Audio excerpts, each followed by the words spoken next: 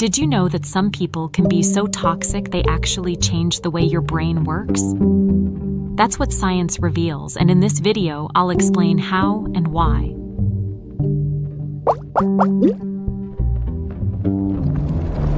Being around the wrong people impacts your health. The people we surround ourselves with can harm not just our emotional well-being, but our physical health too. If you think toxic people is just a metaphor, get ready for an alarming revelation. According to science, the term toxic people goes beyond a subjective or figurative expression. We can encounter toxic individuals at work, in our social circles, and even within our families. And interacting with them has a direct and harmful effect on our bodies. It's no coincidence that the longest-running study by Harvard University found that the key to happiness and health lies in the quality of our relationships, not in money, travel, or fame. Being happy and healthy is directly linked to the people we surround ourselves with. And let's be honest, are we really going to argue with an 85-year-long study? Robert Waldinger, a professor at Harvard and one of the researchers behind this groundbreaking study, has pointed out that the root cause of illnesses like type 2 diabetes and coronary artery disease might actually lie in our relationships. But why does this happen? Nurturing toxic relationships keeps us in a state of constant chronic stress. And yes, chronic stress can lead to countless health problems, even brain damage. It's important to distinguish chronic stress from the natural stress our bodies produce as a response to immediate danger. When we face a threat, our bodies go into high alert, triggering both physical and emotional reactions essential for survival. The real issue arises when we remain in this heightened state for prolonged periods. Medical research shows that being in a constant state of alert can overactivate the sympathetic nervous system and the hypothalamic pituitary adrenal HPA axis, leading to long-term health complications. One system is tied to the fight-or-flight response, while the other is responsible for releasing substances like adrenaline and cortisol. And what do these hormones do? They increase heart rate, constrict blood vessels, and consequently raise blood pressure. But that's not all. Cardiologists explain that chronic stress can also trigger systemic inflammation in the body and either create or accelerate the buildup of fatty plaques in veins and arteries. In other words, it can lead to a condition called atherosclerosis. Over time, these changes can pave the way for serious illnesses, such as acute myocardial infarction, heart attack, or stroke. And that's not to mention the trail of insomnia, depression, and exhaustion it leaves behind. Imagine driving with the parking brake on. That's how chronic stress slowly wears down your body without you even noticing. At this point, you're probably wondering how to break free from it. The first step is learning to identify different types of toxic personalities. And of course, understanding whether these people occasionally display such behaviors, or if it's a constant, recurring pattern. That's where the real problem lies.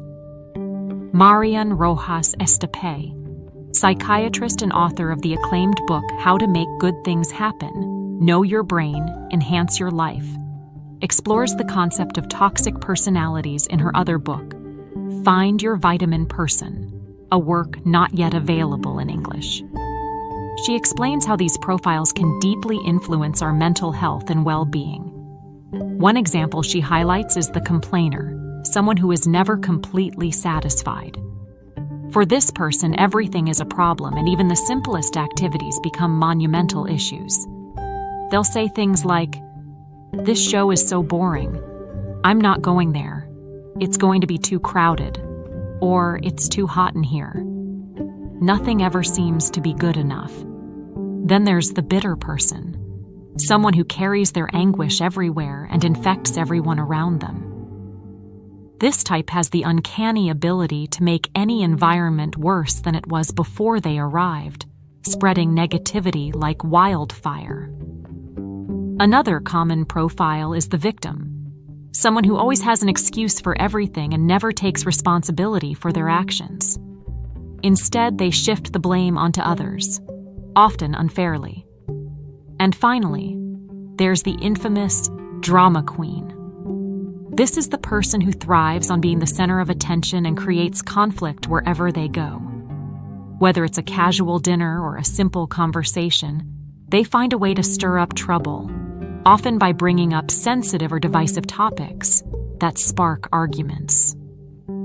And then there are the envious, the angry, the manipulative, the ones lacking empathy, the megalomaniacs, and the compulsive liars. Toxic personalities manifest in many forms. While some might see these traits as harmless, being constantly around people with such tendencies is like walking through a minefield. You're always on edge, bracing for their next move, and figuring out how to escape the situation. It's like a slow, relentless poisoning. Have you ever faced a situation like this? How did you overcome it? And here's an even tougher question. Could it be that we ourselves are the toxic ones in our relationships, with our friends, coworkers, or family? According to Marian Rojas, many of these behaviors can be natural if they happen occasionally. The key is to recognize if they've become a pattern guiding how we interact with others. Are we interfering in someone's life, commenting on their appearance, judging their choices, constantly criticizing their actions or personality? If so, we might be spreading negativity and creating a tense, unpleasant atmosphere. That's why it's crucial to start with empathy. After all, no one is born toxic. Life's circumstances, challenges, and traumas often shape us into who we are, sometimes leaving us bitter or hurt. It's usually the scars of bad experiences that push us toward toxic behaviors. Recognizing this can be the first step toward change. To break free from this cycle, the key word is forgiveness, both asking for it and granting it. After all, a resentful heart cannot truly be happy. Science reminds us that the biochemical impact of holding on to grudges is devastating for the body. The antidote: oxytocin, the happiness hormone, produced by the hypothalamus and released by the neurohypophysis in moments of joy, relaxation, love, and pleasure. Healthy, positive social interactions trigger this release, fostering well-being and harmony. That's why it's so important to seek lightness, balance, and happiness in your life. Surround yourself with people who value these qualities and genuinely care about the well-being of those around them. Now that you understand how chronic stress and toxic individuals can affect your life, it's time to take action. Subscribe to the channel for more content designed to help transform your mental and emotional health. The next discovery can change everything. Let science revolutionize your thinking. Subscribe and join us on the journey.